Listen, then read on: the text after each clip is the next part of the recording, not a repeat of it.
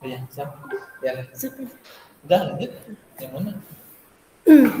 Ini mau bertanya sama Bapak. Dari sini aja. Iya, boleh. Assalamualaikum Bapak. Waalaikumsalam warahmatullahi Punten Bapak. wabarakatuh. Nemen aja diskusi. Nah, lagi nugan Mas Jogja. Mohon Bapak itu jangan ada beberapa pendapat Pak Hinten waktu kemarin antara komite jantan dina perkawis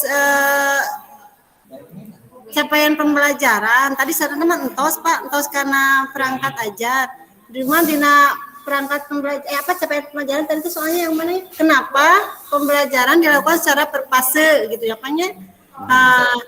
Jadi ada beberapa pendapat satu komite misalnya termasuk saya juga sih Pak apakah kalau per fase itu berlaku untuk semua sekolah juta ini ya Pak yang nomor 2 mengapa capaian pembelajaran dirumuskan per fase apakah ini berlaku untuk semua dari mulai fase A sampai F atau hanya A sampai D saja, sedangkan E dan F itu mungkin untuk ke kelas 10, 11, 12. Nah, apa ini berlaku atau tidak? Karena di sini kalau misalnya anak di fase E ternyata tidak memahami pembelajaran, masa harus dikembalikan ke SMP katanya seperti itu. Tapi kan waktu kemarin Bapak pernah mengulas bahwasanya nggak usah dikembalikan lagi atau nggak usah diulangi lagi. Nah, ini bagaimana Pak? Saya di sini jadi perdebatan di antara kami gitu. Ya. Mas suaranya nggak ada. Cekap atau heula Bu Haji? Mohon Bapak. Baik teman-teman. Bismillahirrahmanirrahim. Assalamualaikum warahmatullahi wabarakatuh. Waalaikumsalam. Jadi kita lihat kembali ke prinsip bahwa kurikulum operasional ini yang memiliki penghargaan, menghargai perbedaan karakteristik gaya belajar dan kemampuan siswa itu dinamakan dengan merdeka belajar, ya. Itu yang pertama. Yang kedua, kita juga harus menganut pendekatan yang dikemukakan oleh Bapak Pendidikan kita, Ki Hajar Dewantara. Kita harus menghamba kepada siswa. Menghamba bukan berarti menghamba kita kepada Maha Pencipta ya, bukan sama seperti itu. Tapi menghamba itu melihat keanekaragaman karakteristik peserta didik kita. Nah, di awal-awal memang kami juga di tingkat pusat diperdebatkan kenapa ada fase, kenapa ada kelas gitu kan. Kalau mau kelas ya sudah kelas. Kita menganut seperti kurikulum K13.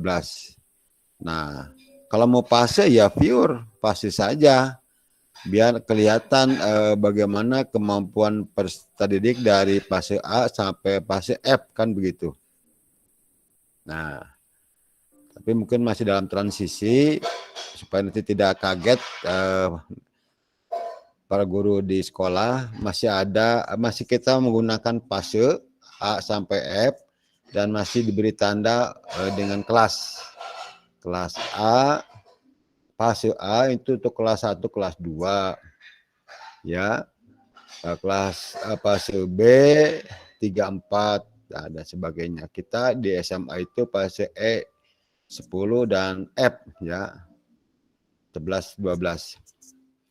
Nah, jadi kalau pernyataan yang dikemukakan oleh teman tadi bahwa kita harus berangkat dari fase A, berarti kan itu kita menganut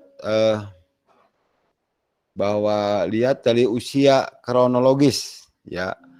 Itu fase itu melihat dari usia kronologis. Ya, bukan usia intelektual. Tapi kan di usia anak-anak SMA kelas 10 itu usianya berapa kira-kira? Sekitar 15 tahun Bu ya? 16 17 ya? 15 16. Berarti itu ada di fase E untuk kelas 10 begitu kan? Nah, Jadi kalau memang kronologis fasenya di fase di usia 15 berarti ada fase E.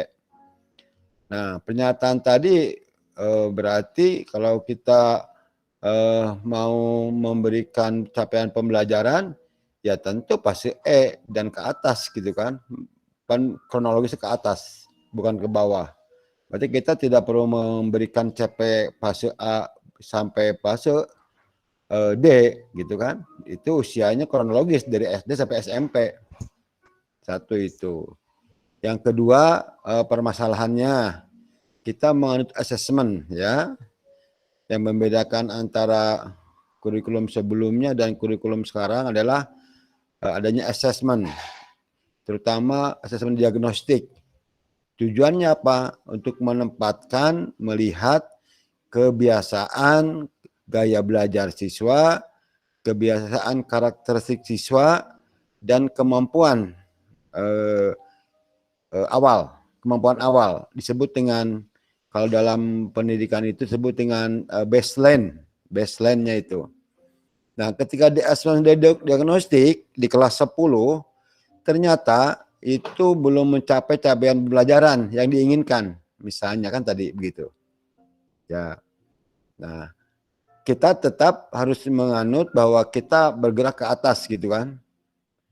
Nah, kalau ada memang yang belum mencapai capaian pembelajaran di fase E, kita lihat baseline-nya di mana dia.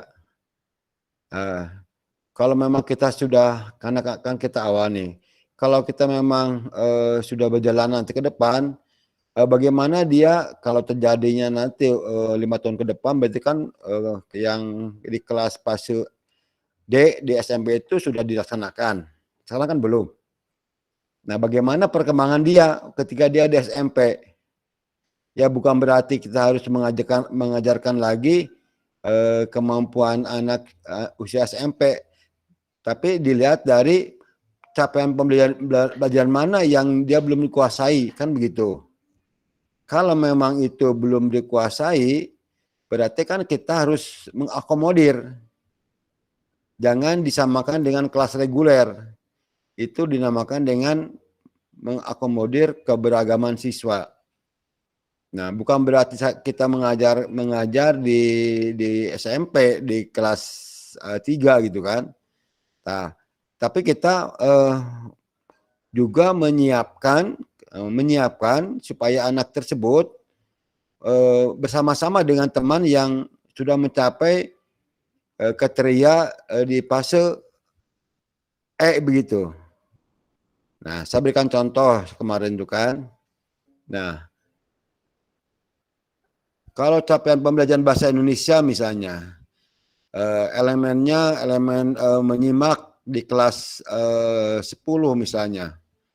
Nah, nanti ada dikembangkan menjadi alur tujuan pembelajaran. Setelah alur tujuan pembelajaran dikembangkan lagi menjadi beberapa tujuan pembelajaran. Nah, rumusan tujuan pembelajaran itu harus kompetensinya itu harus high order thinking skill gitu kan. Jadi dimulai dari C4 ya, analisis. Nah, berarti untuk kelas-kelas reguler yang hasil asesmennya sesuai dengan capaian pembelajaran di fase E, berarti tujuan pembelajarannya kompetensinya harus mulai berangkat dari analisis. Tidak lagi C1 mengingat, C2 menjelaskan, mengingat ya, atau C3 menerapkan. Nah, tapi bagi anak-anak yang tadi yang belum mencapai hasil asesmennya sesuai dengan kelas reguler, boleh digunakan C1, C2, C3. Kenapa? Untuk mengejar teman-temannya supaya nanti tidak akan lama, kan ada remedial. Kalau perlu ada waktu senggang di luar jam pelajaran, diadakan remedial, diadakan pengayaan. Sehingga tidak lama waktu dia akan bergabung di kelas reguler. Begitu. Nah, teman-teman, jadi setiap capaian pembelajaran itu sesuai dengan karakteristik dan kemampuan gaya belajar siswa. Setiap siswa memiliki gaya belajar yang berbeda-beda. Ada yang suka kinestetik, gerak. Ada yang suka auditory, mendengar. Ada juga yang suka dengan visual, yaitu dengan menjelaskan, melihat gitu kan. Nah, hasil asesmen tadi kita harus tetap capaiannya diberikan, disesuaikan dengan capaian yang akan dicapai di fase E tersebut, tapi kompetensi tujuannya tidak dianalisis, tapi baru menjelaskan, mengidentifikasi, menerapkan, begitu. Ya. Nah, dalam benak kita jangan harus kita mengulang kembali fase D yang pernah dia pelajari sebelumnya. Kenapa dia masuk ke kelas fase? Kenapa dia masuk ke fase E? Itu kan berarti dia sudah lulus, sudah mencapai pembelajaran di fase D kan? Guru tidak akan berani kalau dia belum mencapai capaian belajar yang di akhir itu, dia tidak bisa dan tidak mungkin melepaskan anaknya itu ke fase berikutnya. Begitu teman-teman. Jadi kita jangan overlap nanti overlap dengan guru SMP, ya kan kalau begitu. Nah, itu yang saya maksud. Berarti guru di sini harus kreatif bagaimana merumuskan tujuan pembelajarannya itu bagi anak-anak yang belum mencapai fase yang diinginkan. Karena dia mungkin latar belakang di rumahnya sedang galau, mungkin di rumahnya broken home misalnya. Nah, itu kan mungkin terjadi sehingga ketika di assessment dia drop gitu kan. Nah, ketika drop jangan dianalisis kompetensi tujuannya. Tapi bergeraknya dari C1 mengingat, C2 mengidentifikasi, kan begitu KKO-nya seperti itu.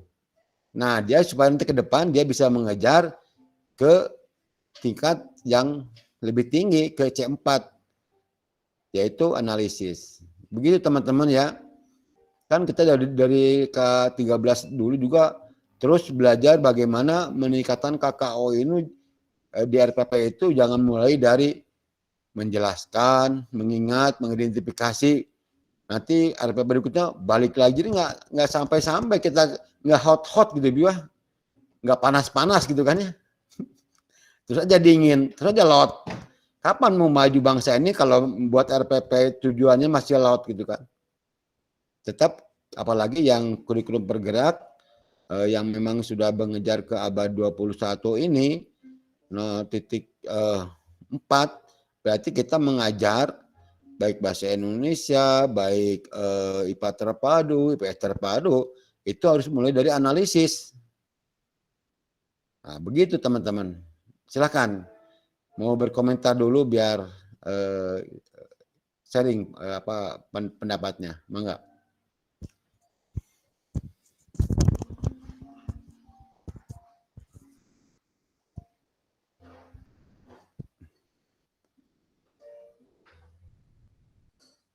Ya, Kang, mangga Kang. Tepang deui-nya. Pade, Iya. pade. Ini pade.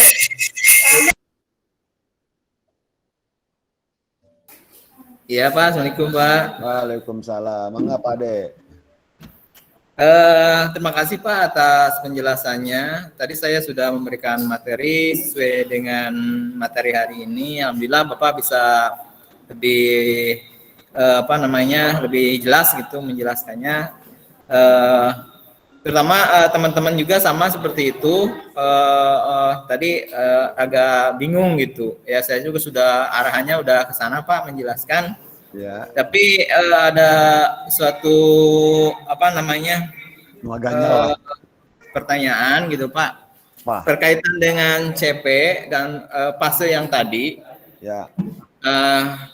Kan ini mungkin Pak ya CP itu Pak integrasi dari KI dan KD ya kalau nggak salah. Betul. Nah itu kan mungkin kalau CP udah baku ya Pak ya Ya nantinya. itu sudah include dari pemerintah. Oh iya ya. Top down Kalau gitu kan. tujuan dan apa Ya. langkah-langkah kegiatan itu pengembangan dari CP ya Pak ya. Betul. Itu guru Ya. yang merumuskan, betul. Ya betul. Jadi saya nggak terlalu salah mungkin memahami dalam capaian pembelajaran gitu. Ya. Nah itu Pak mungkin guru-guru teman-teman yang lain juga mungkin lebih mantap apabila Bapak yang lebih menjelaskan gitu Pak. Ya, saya kan biasanya observer gitu kan. Kalau ada masalah seperti ini baru dipecahkan. Iya. Kalau tidak ada masalah ya tugas narasumber IHT yang di sana yang Oh iya. iya. Ya saya kalau krusial seperti ini, insya Allah saya akan memberikan pencerahan lah begitu. Oke. Terima kasih Pak atas waktunya dan mungkin motivasinya bagi kami di sini tentunya harus banyak belajar lebih jauh Pak. Amin ya, bolehlah. Silakan kalau memang Bu Kepala mau ada hal-hal yang memang di luar konteks, silakan ajukan saja apa masalahnya. Ya. Berkaitan materi yang akan dilaksanakan besok ya, tentang kami juga sudah membahas materi yang akan disampaikan besok Pak tentang modul ajar ATP gitu. ATP ya kita eksplorasi dulu ke teman-teman sejauh mana gitu teman-teman menganalisis atau memahami tentang ATP gitu. Nanti besok mungkin Pak ada barangkali ada mungkin ya insya Allah. Iya. Tadi kan seperti Bu Kepala tadi ketika saya mau divaksin nih. Saya iya. Gitu kan. Ya, biar sehat ya Pak ya. Semangat. Sehat selalu Pak. Iya. Insya Allah kalau ada waktu mungkin saya akan masuk. Kan ini sudah tugas saya sebagai pembina sekolah Bapak dan Ibu nanti bisa terus berkomunikasi terus. Oke, terima kasih Pak atas waktunya dan bimbingannya. Udah? Ya, soalnya Bapak. Ya, terima kasih Pak. Sama-sama. Atur nuhun. Mangga. Bapak pilih pada Nabi Handai. Mangga. Namanya naon lah tuh Bu Haji. Nanti aja besok kan tentang modul ajar ya. Oh iya, kira-kira Pak jam berapa Pak bisa? Nanti kalau misalnya Bapak mau pagi, mangga. Gitu. 10-an. Ya, insya Allah kita lihat. Ya, insya Allah nanti kita diskusikan di WA dulu aja seperti kemarin. Terus kan ada kayak tadi kan. Mohon. Disangki-sangki, kita ke kantor, heula kan. Oh, mohon. Karena WFH di Bumi Teras. Oh, mohon. PPKM ini semua, jadi kalau ada kegiatan baru ke kantor gitu. Oh iya, siap Bapak. Mengambil ujang atunya. Mohon Bapak hatur nuhun pisan. Bumi Teras bare ka kelas nusanes ya bare. Mohon. Mohon Bapak. Mangga pamitnya sadayananya. Mangga Bapak Ibu guru hebat. Assalamualaikum. Waalaikumsalam warahmatullahi wabarakatuh. Oh,